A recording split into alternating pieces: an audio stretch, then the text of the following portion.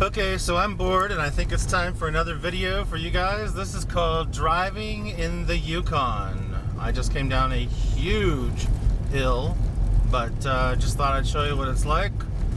And you can see out here, it's quite a ways down. And this is rather snowy. And this is me driving, keeping my eyes on the road. There you go, enjoy. Hi everybody, Robert Jones back in the kitchen with you today. I'm so excited. It's been so long. It's been like a month and a half. I had visitors from Europe and then we did some traveling and all kinds of good stuff, but I'm back. Speaking of traveling, I am doing a special recipe today. I don't know if you guys know, but I love to adventure and go crazy places when I can. And back in 2012, I took an adventure and I drove in my mobile all the way up to the Arctic Circle. That's in northern Canada, in Yukon territory to be exact. And on my way in the Yukon territory, I stopped in a tiny village. I had no idea where I was. I needed to get some gas and I wanted a snack and some coffee if I could find it. It was midday and I had been traveling around. I stopped in a place called Tachan Center, which is in Karamax, in the Yukon territory. I just happened to stop. It was a tiny little village. They had gas. It looked like they had a nice little general store there.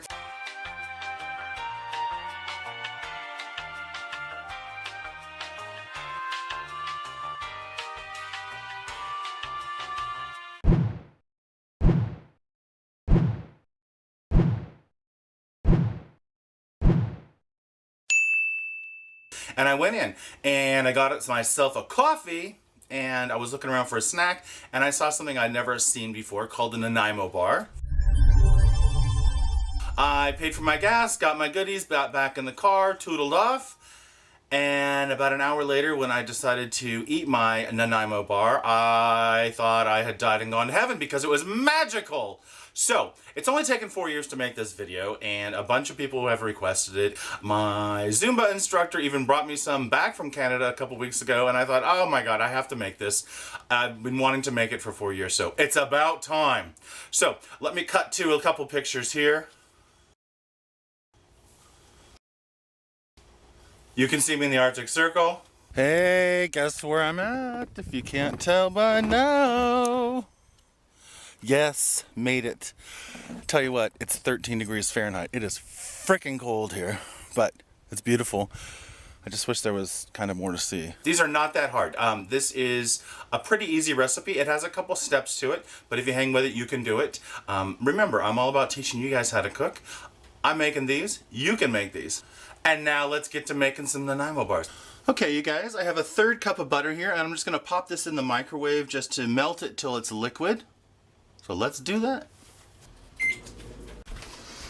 Okay, 30 seconds, we have some liquid butter. I'm just going to set this aside. Then we're going to add just 1 egg to the bowl. And just whisk that up, just to get it mixed well. And then we're going to pour in our butter. You don't want your butter too hot, you don't want to make a scrambled egg. Okay, to our egg, we're going to add shredded coconut and chopped walnuts. If you cannot have walnuts, you can omit them or you can use whatever nut you like to have. I'm going to use walnuts because that's in the original recipe. Just dump these in, give them a stir. And now we're going to add some more dry ingredients. We're going to add our cracker crumbs. These are graham cracker crumbs. You can make them fine. I'm going to make them a little bit chunky. I've also got cocoa powder and granulated sugar. Mine's a little brown because it's organic and it's not bleached. But we're going to put all that in. Don't worry, all the measurements are down below in the recipe. Pour that in. And we're just going to incorporate this well. This is going to be the base. It's like a cookie base. If I can keep it in the bowl. We're going to make a cookie base and we're going to toss it in the oven for just about 10 minutes. So just make sure you get this really well combined. Make sure that cocoa powder is mixed in. It looks like we've got it pretty much mixed in here. You can see it's shiny, it looks kind of melty. All the dried ingredients is incorporated there. So now we're going to just put it in the pan. Okay, here I have an 8x8 or 9x9. I think it's a 9x9. Just a Pyrex pan. You can use metal, you can use whatever is oven safe, because this recipe, we are going to cook this for 10 minutes. Now, I've just got 2 pieces of wax paper here. It's oven safe wax paper. If you don't have this, you can use parchment, you can use aluminum foil, or you can use nothing. You could just spray this instead. I find that this is going to make the cookie base pop out a lot easier. So I just put that wax paper in there, or parchment. And then we're just going to dump in the cookie base. And then smash it and try to make it as even as possible across the whole bottom. Okay, you can see we've got it nice and even all the way across the pan. Now I'm just going to clean up the edges, make sure we don't have anything burning in the oven. And we're just going to pop this in the oven for 10 minutes at 350. And you see all the bits in there? Delicious! Alright, see you in 10. Here's what you get to see. The car, the landscape, the snow blowing, the squeak of my feet on this wooden thing. Oh, and just because you want to know, guess what? Yes! Shorts! Lori. Okay, you guys, for the second layer of the Nanaimo Bars, we're going to be putting some butter. It's pre-softened and ready to go. And I'm going to cream this on high, and I'm going to get it light and airy and fluffy. So put that in there. Start on low. Alright, so we're going to cream this for about a minute, get it nice and fluffy. Okay, you guys, we got our butter. It's nice and light and fluffy. Just take this off for a second. Now to this, we're going to add our powdered sugar, and if you can't see it here, there is cornstarch in here as well. So 2 tablespoons of cornstarch and 2 cups of powdered sugar. So we're going to put this in here carefully. Try not to make a mess. And then put our paddle back on. You can totally do this by hand if you don't have a mixer, and that's perfectly fine. It just takes a little bit of hand mixing. And I'm going to start this very slowly. Alright, while that's going, we're going to put in 1 teaspoon of vanilla.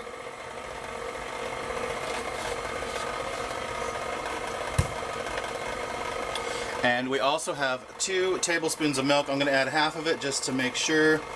We don't want to have it overly wet. Give this a minute to mix in. The original recipe for this uses Verde's custard powder. You can totally use that, but I wanted to try to make this from ingredients that I have in the kitchen that I use on a regular basis and not a commercial product. I am going to put the rest of the milk since it's looking a little dry.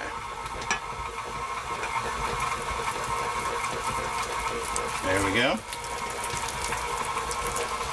Now the Verde's does have yellow food coloring in it, so it makes it a little bit yellow, so it's not going to be quite as yellow. If you want to, you could totally add some food coloring here. Alright, let's give this a good mix.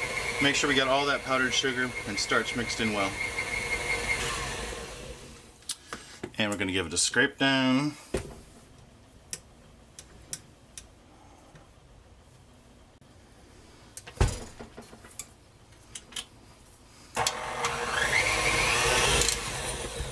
Okay, that's it, you guys. We're going to set this nice fluffy mixture aside, and we will pick this back up after our crust comes out and cools a little bit.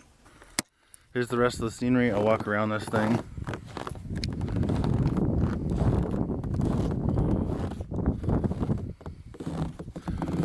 Yes, it's crunchy. Picnic bench in case you wanted something around. The faithful mobile, the bear-proof trash cans, and of course the ubiquitous Canadian potties. Alright, one more shot up here. Yes, just to say it is here. There's all these signs, and that's me. Alright, you guys, look at that. It has been baked for 10 minutes, and then we chilled it. So you can see the cookie base is nice and stiff. That's what we want. It's hard. And we've got our mix here. So we're going to take this, and we're going to put the whole thing in here.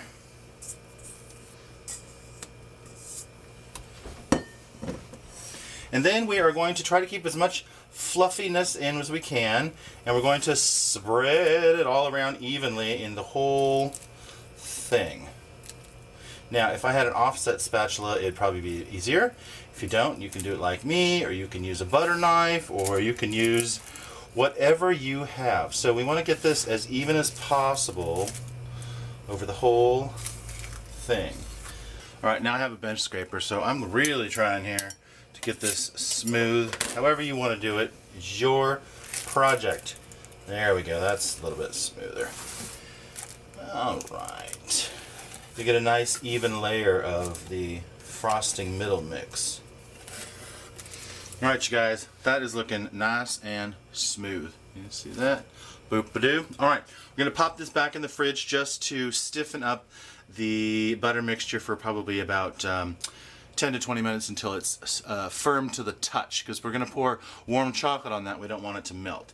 All right, you guys, I just took this out of the fridge. It was in there for about 20 minutes. You can see that the butter frosting is hard. You can kind of put your fingerprints in it, but I just want to show you how hard it was there. Okay, so I've got what I've got here is I've got 4 ounces of semi-sweet chocolate. That is a 54% chocolate blend, if you would like to know that. And some butter. Don't worry, the recipe is down below. We chopped up the chocolate. We put a little bit of butter in here. I'm going to pop this in the microwave for 30-second increments. And every time the microwave stops, I'm just going to test it and stir it. And we're just going to keep doing that until we get a nice, smooth chocolate. And then we're going to pour it over here. Pour it over here. All right, let's pop this in the micro. All right, here's our first 30 seconds. The butter has melted. The chocolate is starting to melt a little bit. You guys can see that. Don't want to get it hot. We don't want to break the chocolate and separate the cocoa. We just want it warm enough just to melt the fat. All right, you can see how this is going. I'm just going to pop this in a couple more times until we are silky smooth, although we are getting there. Alright, we'll be right back. Alright, you guys, look at that. It is silky smooth. It is nice and runny, and it literally only took 1 minute total for mine in the microwave. So, depending on the power of your microwave, there you go.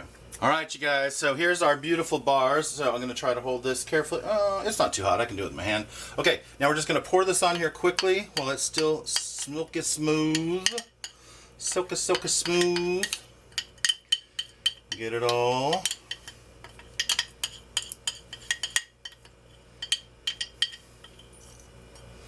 Alright, now we want to smooth this as much as possible and even as possible over the whole thing.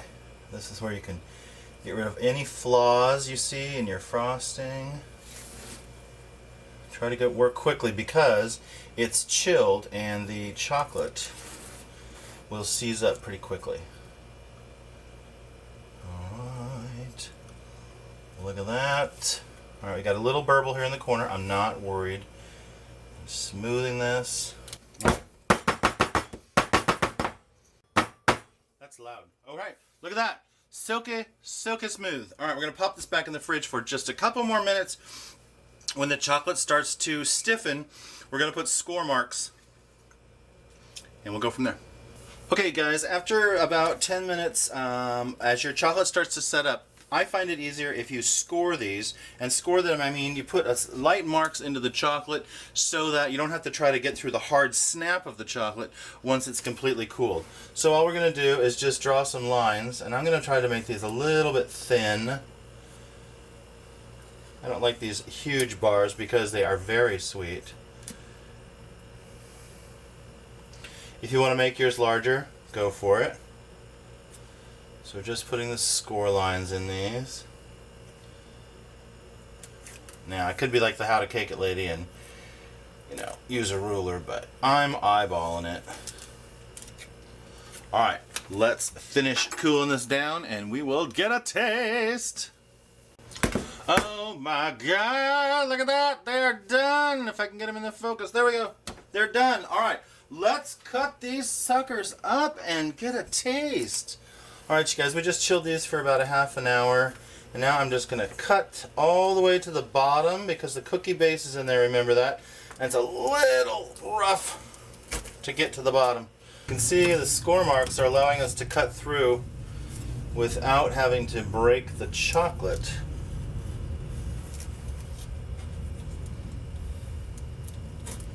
Alright. So now, remember the wax paper we had? Look at this. We can just, whoops. Well, we can sort of lift it out. It's a little stiff. It's alright. It's allowing us to get the ones we want now. Look at that! Look at that! Alright, let's get these on a plate and show you what they look like. Alright, you guys, it is the moment you've been waiting for! Woo! Been a long time since I've said that on camera, and I'm excited, you guys. Look what we have! The luscious Nanaimo Bar. I'm so excited to try this, you guys. Just to review, we have our graham cracker nut coconut bottom here. Crispy, crunchy. Then we have our frosting layer. You guys can see the frosting layer there in the light. And then we, of course, we have our chocolate layer. So, you know, these are kind of a cookie bar. They're kind of a candy bar. I'm kind of excited. All right, let's get to tasting. All right, you guys, check it out. So look at this beautiful little bar. These are very sweet. So, all right.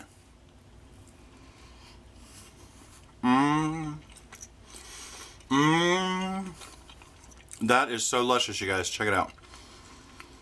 I keep looking in the camera to make sure it's in the camera. Look at that. Layer of frosting, layer of chocolate, layer of cookie.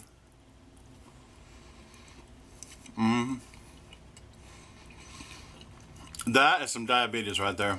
And it is so good. You can taste the walnuts. You can taste the coconut. You can't really taste the graham cracker too much. It's just got a good base to it. Now, I did leave a couple of them. I got fingers. You can see here. You can see this here is a little bit of the graham cracker. And I like that. I like a little cookie crunch in there. All right, I'm going to eat one more because these are really good. Okay, that's enough. Really sweet. I hope you guys enjoyed this. Give it a try. I hope you guys enjoyed learning how to make these Nanaimo bars today. As you can see, they're not hard, just takes a little bit of time, and they're delicious. Give these a try. And remember, if you have a nut allergy, you can just omit the nuts out, or you can change to a nut that you want. I wanted to use the walnuts because they are from the original recipe. What else to tell you? I'm Robert Jones. This is EudaemoniusMarkII, keeping up with this Jones. I hope you guys will subscribe down below in the button, and I'd love to see you guys come back for more. Take care.